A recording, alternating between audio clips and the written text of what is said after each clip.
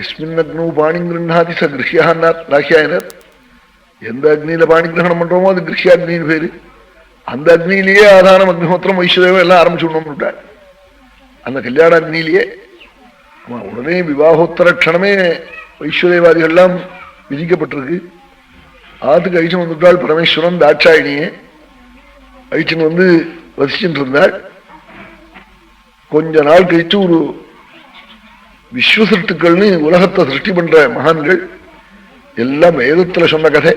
வேதம் தெரியலன்னா பாகவதம் தெரியாது. விஸ்வசிருஜ பிரதமா சத்ரமாசதா சஹஸ்ரசமம் பிரசுதே நயந்த ததோஹஜ்ஞே புவனஸ்ய கோபா ஹிரண்மயஸ்ய புனிர்ப்ரம்மநாமா.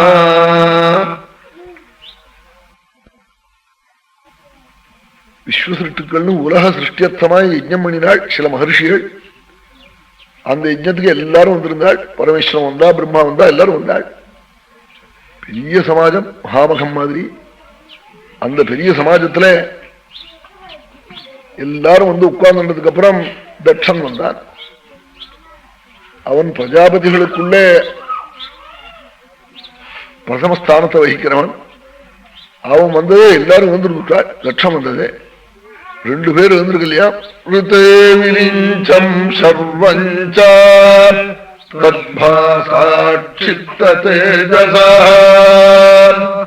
பரமேஸ்வரனும் பிரம்மதேவனும் எழுந்திருக்கு இல்லையா.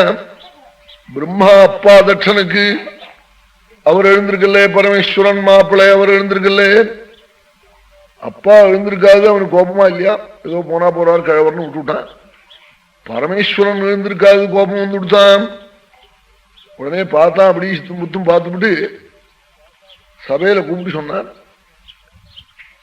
இவன் வந்து மகான்களோட கூட சேர்ந்து உட்காரலாமா சிவன்? இவன் ரொம்ப ரிஷிகளுடைய கோஷ்டியில சேருவதற்கே அர்ஹமில்லை. இவன் வசிக்கிற இடமோ விரசமான இடம். இவன் வாகனமோ உலகத்தில் இல்லாத வாகனம். நக்னன் இவன், வஸ்திரம் இல்லாதவன். இப்படி எல்லாம் பரமேஸ்வரனை எத்தனை நிந்திக்கணுமோ அத்தனை நிந்திச்சு விட்டான். நிந்திச்ச உடனே நந்திகேஸ்வரர் எழுந்திருந்து தட்சனையும் தட்சனை சேர்ந்த கோஷ்டியும், நீங்கள்லாம் வந்து தூம தீக்களாய் புகையினால கண்ணை மிஞ்சி சிரமப்பட்டு அப்படிலாம் பகவான் ஒருத்தன் இருக்கான்ங்கிற எண்ணம் இல்லாமலே உங்க விவகாரங்கள் நடக்கணும்னு அவசபிக்க உடனே தட்சனை சேர்ந்த கோஷ்டிகள் எழுந்திருந்து பிருகு பிரபதிகள் இந்த கோஷ்டியை சிவாராதனம் பண்ற எல்லாரையும் தாறுமாறா பேச. இப்படி என்னாச்சு, சில மீட்டிங்ல சண்டையோட முடிஞ்சு போயிடுமே அது மாதிரி ஆச்சு. தட்சன் வெளியில போட்டான் கோபிச்சுக்கிட்டு. யாரு என்ன பண்ணினாலும் யாகம் நிற்காது. யாகம் நடந்து விடும். அதை ஒத்துன்னு நிறுத்த முடியாது. யஜ்ஞத்தை பூர்த்தி பண்ணிவிட்டாள். பரமேஸ்வரன் ஒன்றும் பத சொல்ல, அசத்துக்களுக்கு போய் பத சொல்லாமோ பேசாம போயிட்டாள். ரொம்ப நாள் ஆச்சு. இப்படியே அவனுக்கு மனசுல வேகம் இருந்து சிவத்வேஷம். அதுக்காக என்ன பண்ணினா, ஒரு பெரிய யாகம் பண்ணினான். பரமேஸ்வரனுக்கு பாகம் இல்லாம இஷ்ட்வா சவாஜபேயேன